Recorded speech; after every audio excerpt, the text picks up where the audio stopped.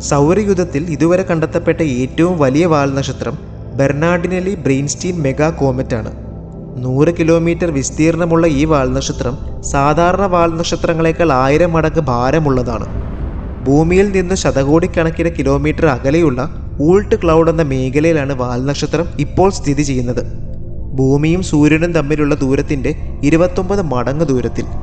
2031 വാൽനക്ഷത്രം ഭൂമിക്ക് ഏറ്റവും അടുത്ത ദൂരം എത്തുന്നത്. അപ്പോഴും വളരെ സുരക്ഷിതമായ അകലത്തിലാകും ഇത് നിൽക്കുകയെന്ന് ഗവേഷകർ പറയുന്നു. എന്നാൽ ഈ ചിഹ്നഗ്രഹങ്ങൾ ഇതുവരെ ഭൂമിക്ക് ഭീഷണിയായിട്ടില്ല.